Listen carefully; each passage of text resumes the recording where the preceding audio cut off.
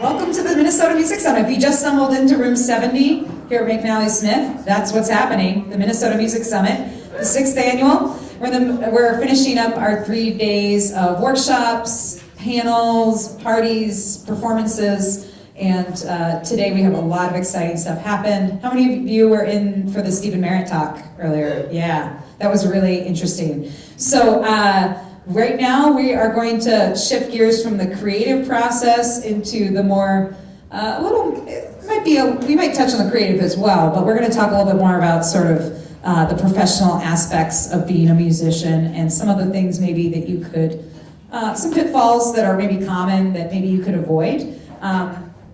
And one thing I do want to note, because Pat and I were talking earlier, and not everything is the same for every artist. Obviously, some things work for some that don't work for others, but we're going to touch on some things that maybe some of us think that we've observed that might be able to be avoided and maybe help you get that leg up that might be more helpful. So this is 10 things you're doing wrong, and you might not each be doing these, hopefully, all of them. But the idea is this will be more of a discussion. We actually haven't listed out 10 exactly because I don't know if we could all agree on the same 10. I'm sure we have some in common. But we're going to open this up as a discussion, so feel free at any time to raise your hand, and we want to keep this as a conversation because maybe you guys have observed other things that maybe we have missed. What we're doing wrong. Yeah, maybe we're doing something wrong here on the panel, so feel free to jump in. My name is Stanley. I should start off by saying that. I'm Executive Director of the Minnesota Music Coalition. I'm also a performing artist and host a radio show and used to work at a label, used to do PR. So I've seen a few different sides of the music business. And I'm going to introduce our amazing panel of experienced professionals here. We have Tom Loftus, who has worn many hats, and I'm going to have him talk about that, and also runs Modern Radio Records. And Jonatha Brooke, a wonderful artist I've been a fan of for years, and she has now recently moved to the Twin Cities, so we're really happy to have her here as well. So I'm going to let them do a better introduction of themselves before we get started. I'm going to have them start off by saying, when they first were invited to be on this panel, what was the first thing that jumped into their mind? Like the first thing that came to mind? I think it was a conversation that Ellen and I had, and I think we had the same one, and I'm sure it's on her list, and it's like, I think in my own way of how I've always acted is very like straightforward, which is don't be a dick. That was mine. Yeah, and I assumed everybody would have that because it's just so true, but there's a nuance to that because you can make mistakes, you can act like an idiot sometimes, but it's over the long period of time, the good should stand out more than the bad. You shouldn't be known for being like just an obnoxious person. You won't make it. Like people don't have to give you opportunities. So I would say, yeah, don't be a dick was like the first one that came to mind. Asshole was my word of choice, but yeah, that was my same thing. But we were having this little conundrum of a conversation right before. Am I allowed to talk about that? Totally. Where there are times when I feel like some of the dicks like get a really great sort of, there's this cachet to their dickdom, and that they're sort of, there's this sort of aura around them of like, ooh, don't talk to, Ryan Adams, or don't, ooh, Lauryn Hill, like, whoa, like, but, diva, but it seems to bring with it this whiff of, they're so good that they can be dicks, and we're going to worship at their feet. So, one of the things I sort of was struggling with is like, okay, what can you do right? Don't do these 10 things, but like some things you can do right. But there's this weird two-sided thing to being a dick.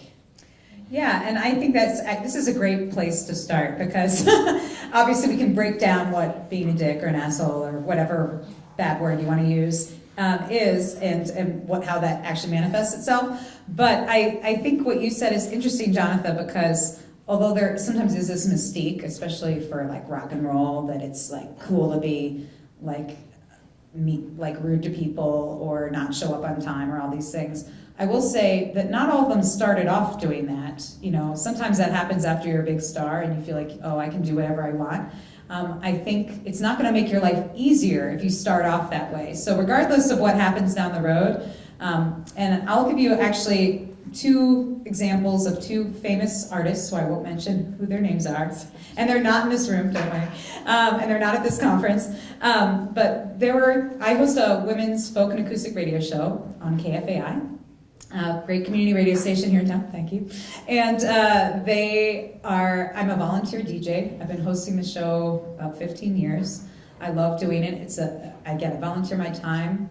I feel passionate about it. I interview local artists. I interview a lot of famous international acts as well that are coming through town.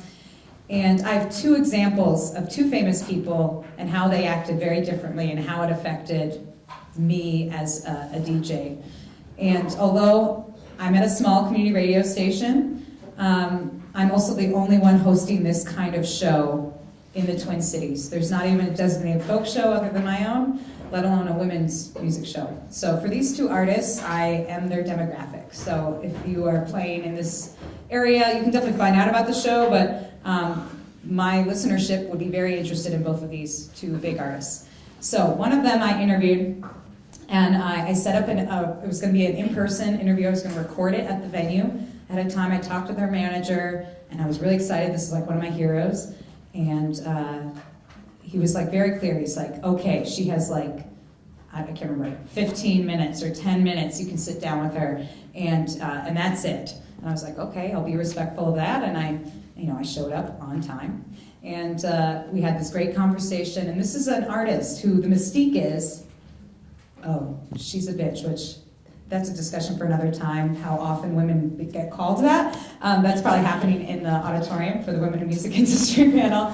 But this is an artist I heard this about a lot in the industry. Like, oh, she's awful, blah, blah, blah.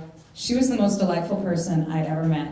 And maybe, I think, over the years, she's a very famous artist. I think she's built off a protective coding and is reserved with people, and sometimes that comes off that way, but in her actual personal interactions with human beings, she was lovely. If you're respectful of her, she was respectful of you. And after 10 minutes or 15 minutes or whatever was up, I said, well, that's the 15 minutes. Is there anything else you want to share before we wrap this up? And she said, oh, I can talk with you for as long as you want, because she felt respected, and and probably the manager just gave that as an out, or maybe she just changed her mind. I don't know, but so that's one example where the mystique was there, that was her persona, but she was not in fact like that in real life. Then there was another artist where I had of a similar caliber, and we had a phone interview which was set up last minute, and the publicist did not give me any information, but I did my own research and found out about all the projects she had going on, but I didn't have time to do a lot of preparation. So quick phone interview, and she was extremely rude on air. She corrected me several times, and instead of just like me apologizing, trying to move the conversation forward, she was just very like, well, obviously you haven't read my book, and it was very, and I'm fine with being corrected, it happens a lot, but it was so awful, and of course, eventually I just was like, okay, I'm going to music, and it's live, and then afterwards, I was like, and it was bad enough that listeners called and said, I'm really sorry, she was so rude to you. and I was like, thank you. And then later, I got requests from venues and stuff next time she was in town to interview her, and I said, no, I don't want to talk with her. I'm happy to promote the show, but I don't want to waste my time with someone like that. Because I felt disrespected, and I feel like, and when you're especially a volunteer and I'm not getting paid and I make all my creative decisions on the radio show, I thought, there's no reason I have to do that. So that's kind of two examples of one person who was seen as this like rude person, but in real life was actually quite a person of substance who was, if you respected them, they respected you. And then this other person who didn't give anyone a chance. And so, anyway, that's an example. And I'm sure there are people that get away with a lot, but I think if you're just starting out, why make your life harder? And then I will say, as a touring musician, it's grueling out there. Mm-hmm. So there are days when you've had a 5 a.m. thing to get to the airport, and then you've got TV, and then you've got a radio thing, and then you've got sound check, and then you've got the show, and when did you eat? Oh, you forgot to eat, and you didn't find any good coffee, so you're cranky, and you're tired, and you're beat up, and your voice, you're worried about your voice, and, so you have to be really careful, because you could be understandably icky to somebody. You could be a dick just because you're so friggin' tired. But that's something that has occurred to me over these 30 years of touring, of just really like, okay, just take a breath, like get a coffee, whatever it is, because things could set you off. If I get to sound check and I've had a flight and then a radio thing and then a TV thing, and I get hit with feedback, I want to fucking die, and I just want to kill someone. But I really try not to, but that's the one thing that will turn me into a dick, because it hurts so much. I just want to cry. It's one of those things I tell myself, like, all right, okay, you could do this, I know, just take a step back. So anyway. Yeah, and not to belabor it too much, but I'd say that just to have some self-awareness of those times when you might make those missteps and just say you're sorry. Yeah, make amends. Because, I've definitely, I know that, I can be opinionated and say things that, might annoy people, and just, try to step it back, or just say things you're totally wrong-headed about, but just to be willing to admit that, and people will understand. If you just kind of let it lie and you don't really pay attention to what you're doing, that's going to be a problem down the road. And I've worked in sort of career education for a while and managed the mentorship program here for the Minnesota Music Coalition. And if there's one thing that I always I don't know if this goes on the list, but that it's in the world, I think we all like to think that merit is what gets things done. Mm-hmm. And while merit is important, we're humans, and we work with other humans we like and we want to be around. And so if you're trying to get hired for a job, you might have the exact same qualifications as someone else, but that match, that personality clash or connection can make a huge difference. And at the same time, maybe you aren't as skilled of a musician, or you don't have as strong of a voice.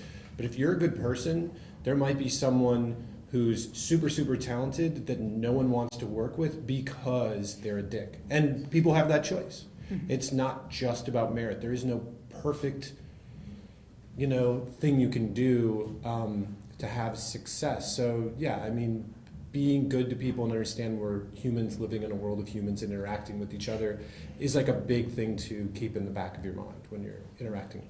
Yeah. I have a very specific, probably selfish question about being a dick. As a transplant,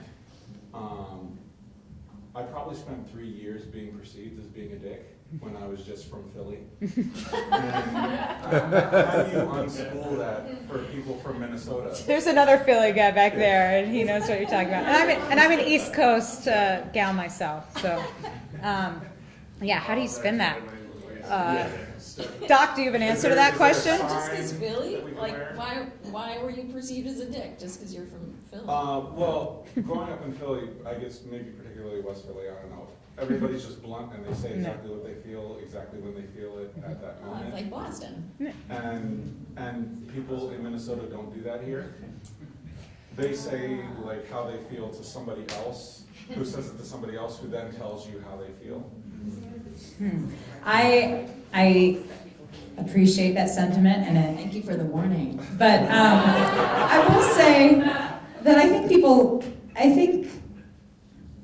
I'm trying to think of how to answer that, because I know what you're talking about exactly, and I think one thing that I've had people say to me a lot is oh, you're not from here. I'm like, you're right.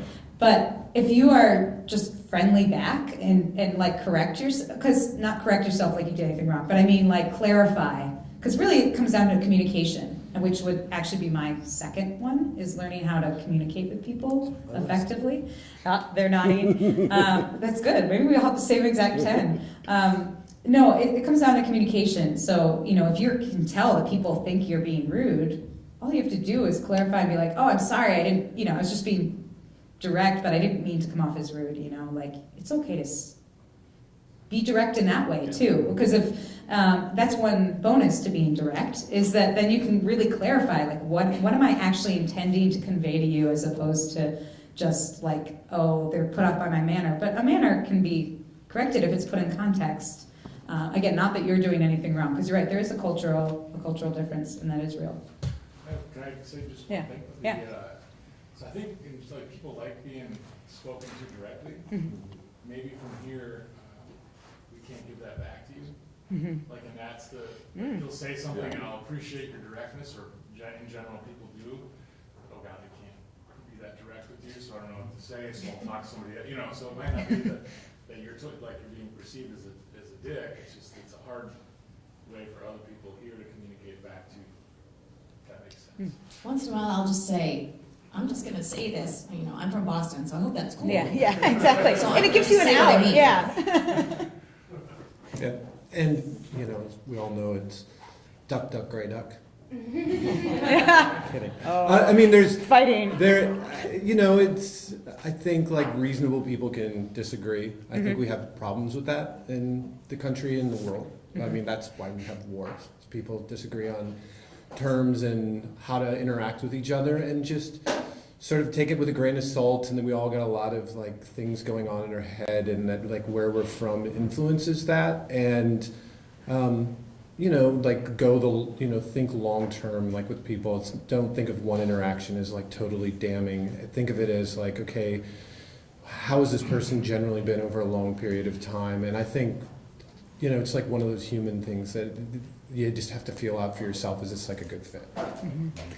And I would also say that, I don't know, have any of you ever been on a bad first date, but then later you ended up, like, really loving them? Maybe not as, like, you married them, but you, like, are good friends with them or anything like that. Anyone have that experience where your first interaction with someone is, I thought everyone would have their hand up, really? Okay. Well, I would just say that, I think it's just one interaction, and what clarifies yourself as a person is how you work in the long term. So I think a first impression is just that. And I think the more you give that to other people, the more they'll give that back to you. So even if you have a weird interaction, if you give them a second chance, they'll give you a second chance. So hopefully that answers that. But I would say, communication would be my next thing, is, like, just, and I do think directness is a great quality, but it's, of course, how you do it, I think, which is always the trick. And every person and culture is different about how they want to be talked to, but I think it never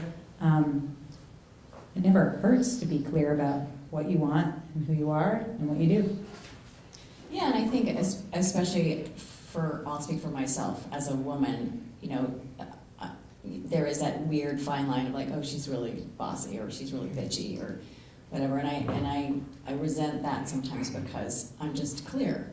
I know what I want. And so if I'm rehearsing with a band and the guitar player's doing a line that I don't like, I will stop the whole thing, and I'll just say, hey, that's not working for me. Can you play this? And I'll sing what I want to the guitar player. And so far, it's mostly the musicians that I play with, they appreciate the clarity.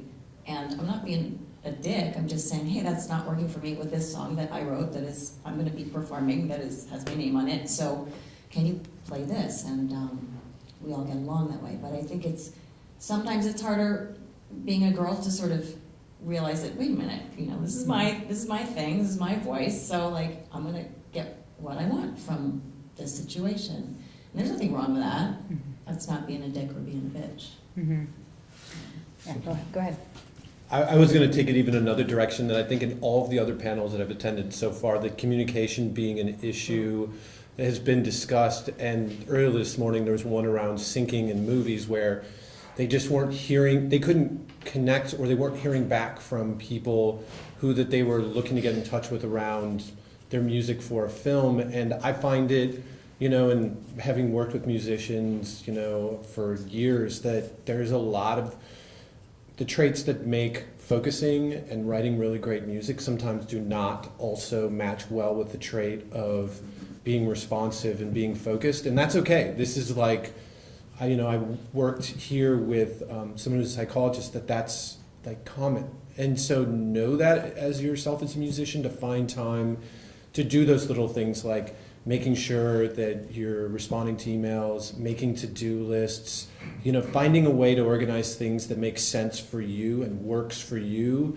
that also is operating in the world of human beings. Like if it works for you to respond to someone a month after they asked you to play a show, that's cool, but it's not going to be cool with the person on the other end. So don't be upset that the person on the other end's like, hey, we moved on. It's like, well, why'd you move on? You really wanted me. No, we wanted you a month ago. We wrote you a month ago. You responded now. Like, just acknowledge that, like, there's certain things you have to do that are not necessarily fun, but, it's, former boss said that, like, planning equals success, and that could be part of it. Just really, like, understanding that those little things can go a long way, and it can be, I'm really busy, how about I get back to you in a week? That simple response will at least let the person know that you're going to get back to them later. Yeah, you got the memo, yeah. Yeah.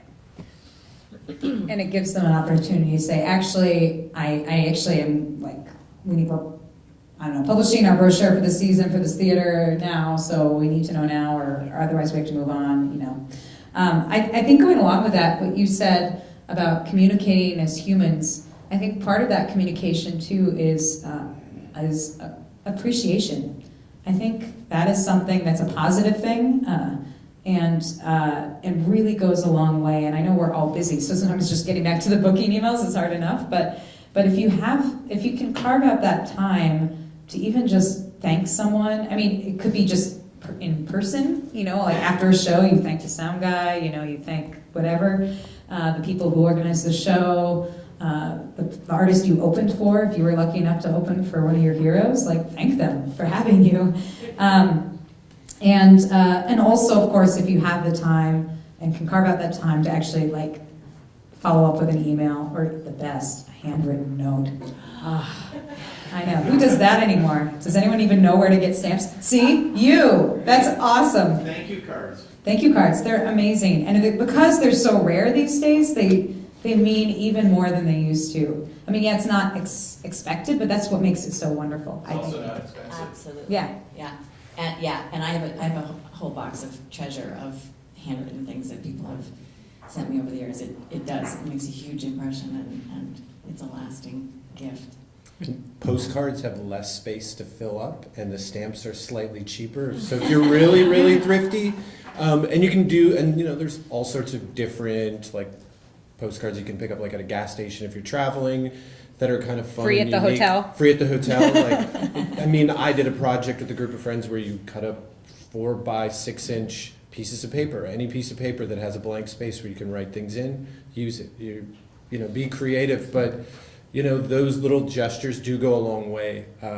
So many people, I think the digital tools, and maybe this is getting into another one, the digital tools are helpful, and you should be aware of them and you should be using them, but also be aware that doing the thing that maybe, like communicating with people in a way that they're not getting overwhelmed with, could be actually the right way. So those handwritten, those like picking up a phone versus a text and like calling somebody, can go a long way. And I think a lot of people, it's just like, I emailed the person who was booking this venue over and over and over, and I'm like, have you ever gone to the club and tried to find out when that person works and just make sure that you're there and get in their space and hand them a thing and don't stay too long and don't make too big of a deal of it? But it means, it makes a difference, and it's like kind of finding those ways to interact with people that are not what everybody else is doing, because put yourself in the foot of anybody, the shoes of anybody in radio and publicity and like media or in a venue. They're getting so many submissions of music that if I forced you all to sit down and listen to that music weekly, you would start to dislike music. It's a lot, and they don't listen to all of it. And so be aware of that. So when you're reaching out to them, be concise and be mindful, but try to find other ways to reach them that are not what everybody else is doing. I have a sidebar. Okay. Yeah, it's a whole different Well, I was just going to thing. echo what he said, and then we'll get to your comment, is that when you talked about reaching them in a way that maybe they aren't being barraged with, but also just finding out how they like to communicate in general. I mean, Yes. aside from trying to stand out from the crowd, some people and unfortunately now there's so many ways of contacting people that you have to, I actually make notes of how people want to be contacted. Like, you know, sometimes, and of course, you know, I'll try different avenues sometimes if I'm trying to reach someone and I'm like, oh, they're not responding to my email. I'm like, do I have a phone number? No, I don't have a phone number. Okay, we're friends on Facebook. I'll send them a Facebook message, even though, sidebar, I hate Facebook Messenger so much. But anyway, but I will use it because sometimes that's how I have to suck it up, you know? That's how they want to be contacted, or smoke signals, text message, whatever it is. But learn how, make notes of that in my Google contacts, in my like Gmail that I use for my own music and also for my radio show. I make notes about this person. Don't try emailing them. So anyway, it's helpful. Question. Oh, yeah. Oh, just, it's not exactly a question, but it's a comment because I am a scattered person who does scattered things. Mm-hmm. And what I found is that using Google and just putting something in, like, this is the day that you need to send this out or whatever, is immensely helpful. And if you're not doing it, you should, because it will save you a lot of sadness. If you're one of the people who's like, oh, I need to respond on that show, and you think that when you're driving to the store and you don't do it, like, just take a moment. Other programs I point to, Evernote for notes, Wunderlist with a U. It works on both Android and Apple and Mac and PC devices. Evernote? The first one is Evernote. The second one is Wunderlist, Wunderlist. They're both free. And I'm pretty sure Evernote's fully free, but you can do the same in Google Docs. But with Wunderlist, you can set a date and time you want to have a reminder for yourself to do something in there. And then I would say the biggest thing is, like, no matter how it works for you, use a calendar and put things on it, and you can put specific times a day, whatever's the thing you're going to look at, whatever type of person you are, use those devices to keep you from getting scattered. But yeah, those are some tools that I honestly wouldn't know where to show up with, between that and a calendar. I mean, you just that's how you can wear a lot of hats in the music world and manage, is finding those tools that make it really easy for you. And so find those, and it's different for everybody. Mm-hmm. I wanted to talk a little about generosity and the sense that we sometimes have of this sort of scarcity of there may not be enough to go around, not enough credit, not enough money, not enough gigs. And I would offer that it's important to fight against that and to be as generous as you can, whether it's paying your musicians as well as you possibly can, even if you're struggling, whether it's credit, songwriting credit, or credit on stage, being gracious and generous with giving people their due. If they've worked really hard and learned 10 million songs for your gig, make sure you're kind and lovely to them and let people know who they are and how psyched you are that they did this and they're part of your band or whatever it is. I think that will always pay you back in whatever the word is, spades. Yeah. Karma. Yes. It's karma, and I've probably to a fault have tried to pay my musicians as much as I possibly can over the year. Even if I come home with very little, I've erred on the side of generosity, and it has served me well. Because you're not a dick.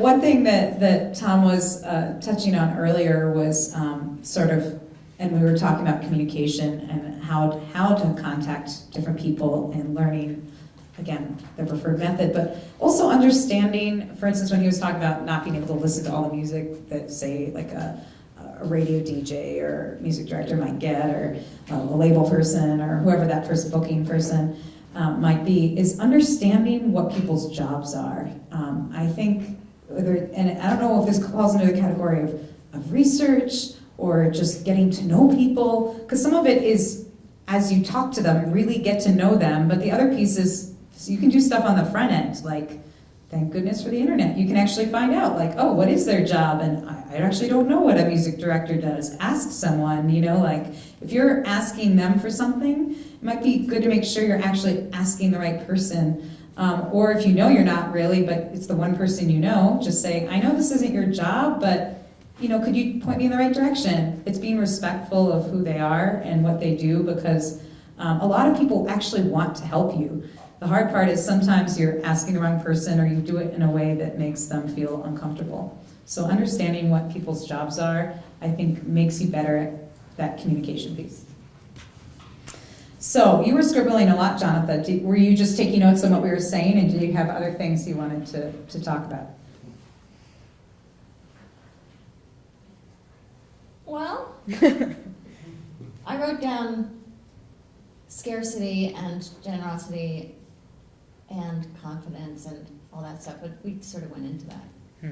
Oh, Tom has something. I actually had one along scarcity that sort of brought up one of the things I had in my list, that having met with a lot of young musicians, and so the 10 things not to do, and this might sound counterintuitive because you have to do a lot of different things and you need to put a lot of effort in, but spending too much money at the wrong time. Ellen and I had this conversation, just money doesn't really buy anything in the music world in some ways. In some ways it does, in some ways it doesn't, but keep in mind there are multi-billion-dollar corporations that have all the money in the world to hire with really talented pools of candidates and all of the media outlets at their fingertips, and they fail constantly. They fail regularly.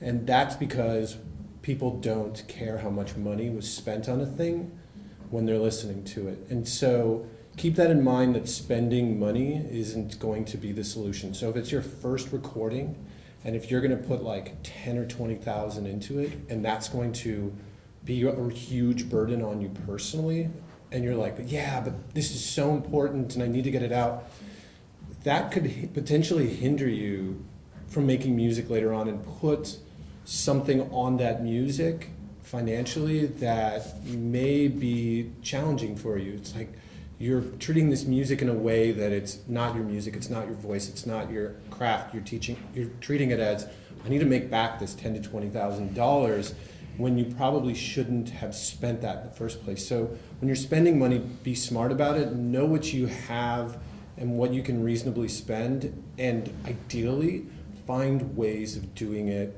for as cheaply as possible that doesn't ruin what you're doing. And there's lots of different ways of going about that. That could be an entire another workshop, but It is the grant writing workshop. yeah, and But I need to go to. but yeah, I mean, I've talked with so many artists that are like, I spent $7,000 on my first recording, and it's like, your next recording you're going to be more excited about than this, but this is going to be kind of dragging you down a little bit. So if that's going to be in the back of your head and going to be a real difference maker, don't spend that money now, because you're going to want it later too. I would agree with that, and I'd also say that if you have done what Jonatha said, and you've been very generous with people, and you've appreciated them, and you work with people that enjoy working with you, you won't necessarily, again, that karma piece comes into it. It's like people are more willing to work on your project or give you breaks because they've had such a rewarding experience working with you. One other thing I wanted to mention was just why. That was something, when we were talking about that thing earlier, when we were talking about someone, who had spent a lot of money, and it was kind of heartbreaking to hear that they had kind of spent the bank on something that weren't sure was really worth the while. And maybe we're wrong, I don't know. But the question is why. Sometimes we get involved in so many exciting ventures, and we join so many bands because we just want to put ourselves out there, and we might love the musician we're playing with, but it's good sometimes to step back and ask yourself why. Why am I saying yes to this? Why am I saying no to this? Because just as important of saying yes, of saying no is saying yes. So taking advantage of opportunities, which is another thing on my list, which we'll get to, but is that idea of why? Take a moment and ask yourself why. Am I saying yes to this because I love playing with this musician? Okay, but how much time do you actually have to devote to the band? And is it taking away from your other projects or your life or your family? And is it worth it? And maybe that answer is yes, and maybe it's no. But just taking a moment, just because it would be cool to run your own label, it's a lot of work. You know, a lot of people with a lot of money have trouble making a label work these days. So just think about why you're saying yes or no to something. And also I've had the experience of major label, and then I've been an independent label for the last 10 records I've made on my own, figured out distribution, you know, tried to get radio airplay when I could, gone on tour, all that kind of thing. But I also had the luxury of 4 major label records where the budget was $250,000 and we could hire whoever we wanted, and we had a month in the studio. And so I come from that world of like, I love making records that way. I really do love spending money. That's okay. On records and having amazing players come so that there's that, you have to recalibrate every time. Okay, what's my next project gonna be? How much money do I have in the bank? How am I gonna accomplish what I need to accomplish? Do I hire a publicist? Am I gonna go on the road? You just have to you have to be a business person as well as an artist, and that's a hard part of what we do now, but we really do have to wear all the hats and pursue all the avenues and figure out the budget and literally, like, are we ever gonna make this back? Well, probably not, because music is free now. So you gotta figure out some other shit or get a day job too, because it's that complicated. I'm not saying this particularly well, but you just have to recalibrate every time and figure out, okay, how did the world change in the last, and just even the last 5 years? Yeah. It's a whole different ballgame. So, you know, every time it's a recalibration. Every time it's, how are we gonna do this? How much can we spend? What will it gain us? And do I still have to do this or I will die? Because that's really what it comes down to too. If you don't have to do this, if you are not like gonna die if you don't write some more songs and go sing them for the world, then think about that too. And I would say, you know, the comment that I made about all of the money in the world and it's not creating success, I think goes into success is being defined in that situation as financial success. Now, you know, one of the things that I think is important for artists to acknowledge is what does success mean to you, and that it can mean a lot of different things, and own that and celebrate the small successes along the way. I think so many people let and I think in our culture in particular, let others define what success is, and that can be really damaging if you're just looking at the dollars and cents. You know, spending a lot of money in the studio to make a perfect thing might be the thing that like is the best thing for you right now, and that's great. But you know, like if you're looking to make your money back and that's really, really important, then you have to keep that in mind. So you want to define what your success is and make sure you keep that in the back of your mind. And I think that's exactly perfect how you'd frame that. Mm-hmm. Yeah, and especially now you have to be nimble, because there are ways of enlisting your fans to help you do what you do, and that seems to be the future. Just because we won't have unlimited time, I'm gonna touch on a couple more things and just to see what your thoughts are. I would say one thing that comes up a lot as I've talked to folks who are, especially folks who are maybe in that mid-level part of their career, who are, you know, had some success and they're just sort of feeling burnt out because they're doing so much and they're touring so much, and they really want help, which is totally reasonable and understandable. And they might have a little money in their budget, and they're like, oh, I want to find a label or an agent which will, you know, alleviate some of this work, which totally makes sense. But the idea that someone else is going to do the work for you, I think that's kind of a myth. I mean, there will be people that can help you, but you still have to do work. And working with a publicist doesn't mean that you don't work. In fact, it means you're doing more radio interviews. It means you're communicating with them, which takes more time. Nothing is free, and you, even if you're paying the money, you often are still doing some work, and often to get to that level, you have to be, I think everyone wants to know, how do I get an agent? How do I get a manager? And sometimes those things come to you, but usually they come to you because they recognize that you've been working your ass off. So kind of not expecting someone else to do it for you. If this is the life that you are committed to doing and pursuing art, and for any of you who heard Del Mariare's keynote talk yesterday about, he tried to give up music. He was in Somalia, in a war-torn city, and he was kicked out of the house at 12 years old by his family for singing, and he kept trying to give it up, and then it kept coming back to him. I mean, he needed this life, and he's that's how he makes a living. But you have to kind of have that commitment to do it. So don't expect that it's going to be easier just because someone else helps you. And I guess my only other two things, Nikki rounding out our list of 10 that I had, was don't forget about your life. Or forgetting about your life would be something maybe you're doing wrong. It's not sustainable if you aren't enjoying it, if you're not living, I think. I guess everyone's different about what they want out of their life, and not everyone wants to be at home on a weekend, but some people need that. So thinking about that, and also the self-care piece, sleep, that would be the other thing, I think. That's for me. I don't know. Some people might be zombies and they can stay up all night, but I think having some sleep, I think one goes crazy with that. So that's my 2 cents. I don't know if you guys have any others to chime in with. Well, yeah, on the sleep thing, I would say that if you think that staying up till 4 in the morning to do 20 more takes of the thing is going to really make it better, good on you. But I think that might be one thing you're doing wrong. Yeah.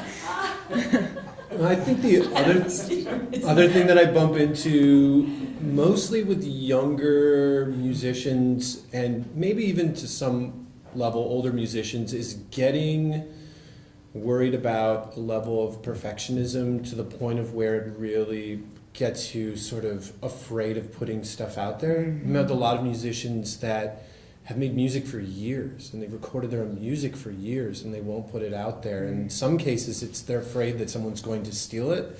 And in that conversation, I had a long-winded, roundabout explanation of how you get a song potentially placed on a TV show, using an example of a song that didn't make it into CSI Miami at the last minute. Rolling Stones, I guess, they wanted to fill in at the last minute.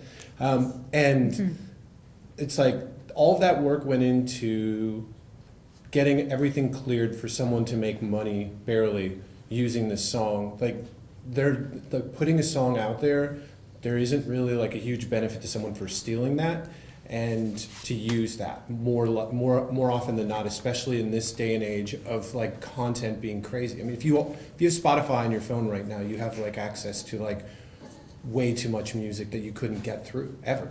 Like, I'd challenge any of you, actually, well, I wouldn't, because that's not good for your self-care, but in general, I would say that there's not people out there trying to steal your music. I think there's been a lot of like myths portrayed in the past that people have done that, but more often than not, especially with digital technology, there's so many watermarks and footprints that forget about that, put it out there. It's never going to be perfect. It will be better a year from now. And the thing that you do a year from now will have something down the road, will be something down the road that you'll be like, oh, I wish I would have, but just put it out there. You have the ability to recontextualize it yourself and re-record it later, or perform it differently live, or do all sorts of things with it. It's not a be-all, end-all, but if you never share it, then you're just sort of sitting on the sidelines and not part of the conversation of music. Very well said. So by my count, we actually I've consolidated some of these. We do have 10. If you guys really want a takeaway of 10, obviously you could create subcategories for all of these, like the number 1, as we all know, don't be a dick. Again, insert negative word here. Don't be a Trump. Yeah. Communication. Research, understanding people's positions and jobs. So relationship building, planning and research. That's together. Generosity, fighting the scarcity mentality and competition. Taking advantage of opportunities when you can, and figuring out whether they're the appropriate ones at that time. Spending too much money at the wrong time. Or understanding your budget and kind of recalibrating every time you are working on a project. Don't forget about your life and self-care, and expecting someone else to do the work for you. And then your last one, Tom, which I love, fear.